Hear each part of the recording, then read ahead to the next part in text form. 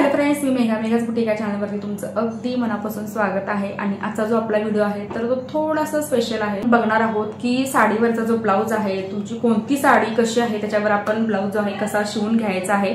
कारण बऱ्याच वेळेला काय होते की खूप हेवी साड्या ज्या आहेत तर ते घेतात आणि त्याच्यावरचं ब्लाउज तुम्ही नाही चांगलं शिवलं तर ती साडी कितीही महागातली असू दे तर ती आपल्याला घातल्यानंतर अंगावर अजिबात चांगली दिसत नाही। आणि जर साडी तुम्ही हलकी का घेईना पण जर तुम्ही त्याच्यावरचा जर ब्लाउज चांगला शिवला असेल तर त्या साडीला खूप छान असा लुक येतो। तर त्यामुळे आजचा जो व्हिडिओ आहे आपला त्याच्यावरती असणार आहे। 5 अशा साड्या ज्या आहेत मी तुम्हाला सांगणार आहे त्याच्यावरचं ब्लाउज आपल्याला कसं शिवून घ्यायचं आहे।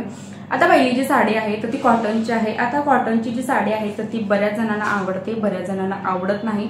आता आवडत नाही हे का मला ते पण सांगतो, कारण कॉटनच्या साड्या अंगाला खूप चिकटत असतात तर त्यामुळे पण ही जी साड्या आहेत तर ती बरेच जण घालत नाहीत।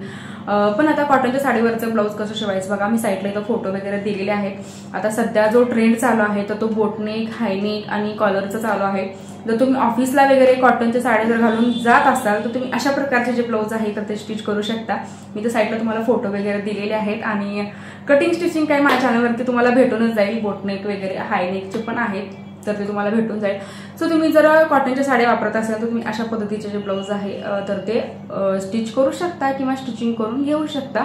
जर तुम्हाला थोडंसं सगळ्यांपेक्षा युनिक दिसायचं असेल तर साडीला मी अजून एक तुम्हाला डिझाईन सुचवते। आता जसं की सध्या जो ट्रेंड आहे नॉटचा, इथून नॉट असते तशी सुद्धा तुम्ही डिझाईन जी आहे तर ती कॉटनच्या साडीला तयार करू शकता।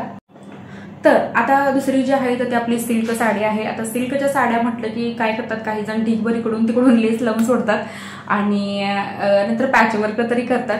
आणि तो जो ट्रेंड आहे तर तो मला वाटते की पॅचवर्क आता शक्यतो कोण जास्त शिवून घेत नाहीत। तर माझेच कस्टमर आता भरपूर जे पॅचवर्क आहे तर ते खूप कमी आलेले आहेत। आणि आता जो ट्रेंड आहे तर तो सिल्क साडीला म्हटलं तर एक मधुबाला टाईप ब्लाउज किंवा खूप असे काही डिझाईन्स आहेत किंवा इथून जे आहेत असे हल्टर नेक वगैरे आहेत किंवा काय आहेत, तुम्हाला मी साईडला फोटो वगैरे तर देईन, त्याच्यानुसार तुम्ही जे आहेत तर ते स्टिच करू शकता।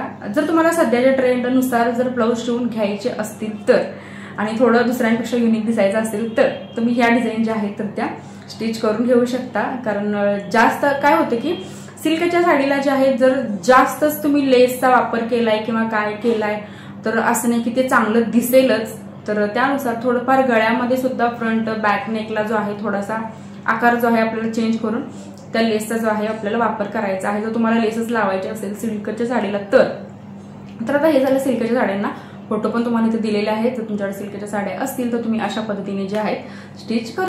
आता तिसरी जी साडी आहे आपली शिफॉन आणि जॉर्जेटची साडी आहे तर ती या साड्या ज्या आहेत सगळ्यांच्याकडे असतात आणि काही जण काय करतात की या डेली यूजला सुद्धा वापरतात सिल्कच्या साड्या। आता तुम्हाला थोडंसं युनिक दिसायचं असेल, थोडंसं वेगळं दिसायचं असेल, रेग्युलर मध्ये सुद्धा तुम्हाला थोडंसं वेगळं दिसायचं असेल तर तुम्ही अशा पद्धतीचं जे आहे डिझाईन बनवू शकता।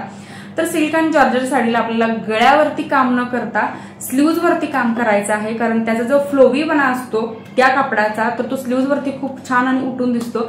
सो तुम्ही जॉर्जेट आणि शिफॉनच्या साडीला तुम्ही अम्ब्रेला स्लीव्ज, रफल स्लीव्ज किंवा अजून इथे मी दिलेले आहेत पॅटर्न, त्याच्यामध्ये तुम्ही अम्ब्रेला आणि शिफॉनच्या साडीला तुम्ही जे आहेत पॅटर्न करू शकता।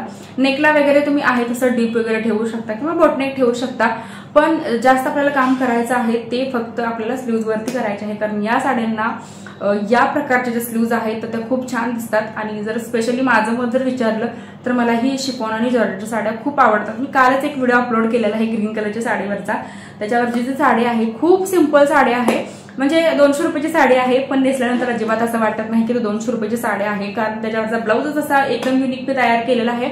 आता युनिक म्हटलं तर मी काय जास्त त्याला काय वापरलेलं नाही किंवा काय नाही, फक्त फुल स्लीव्ज ठेवलेले आहेत आणि सिल्वर कलरचे शो बटन मी तिथे दिलेले आहेत। आणि त्याच्यामुळे काय होतं एक साडीला जो एक वेगळा युनिकपणा किंवा एक वेगळा ट्रेंड जो आहे आपल्याला तयार होतो।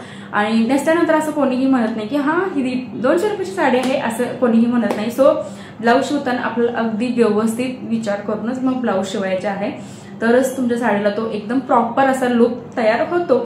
आता चौथी जी आपली साडी आहे तर ती आहे डिझायनर साडी। तर डिझायनर साड्या सुद्धा प्रत्येकांकडे असतात आणि त्या खूप हेवी असतात, तर त्याच्यावरती डिझायनर साडी म्हटलं की खूप वर्क येतं, हेवी वर्क येतं।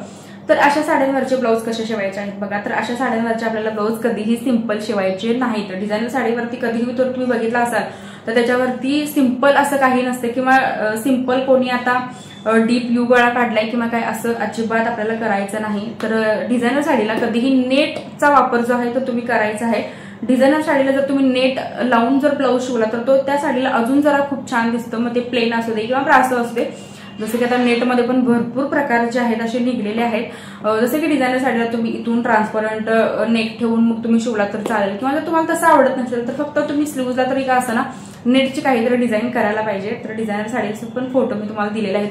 पण आणि जर तुम्हाला जास्त फॅन्सी वगैरे घालत असाल किंवा तुम्ही जर कॉलेजमध्ये असाल आणि तुम्हाला जर तशा प्रकारचं जर ब्लाऊज शिवायचं असेल तर तुम्ही इथून ऑफ शोल्डर ब्लाऊज शिवू शकता। तर ऑफ शोल्डर पण डिझायनर साडीवरती खूप छान दिसतात, किंवा कोल्ड शोल्डर जे आहे तिथून थोडंसं कट असतं तसे पण ब्लाऊज शिवू शकता, किंवा कटवर्कमध्ये काही डिझाईन असू दे त्या तुम्ही ठेवू शकता। पण माझं पर्सनली जर असं आहे की जर डिझायनर साडी असेल तर तुम्ही नेटचा वापर करा ब्लाऊजमध्ये, खूप छान दिसतात डिझायनर साडीमध्ये नेट वापरले तर।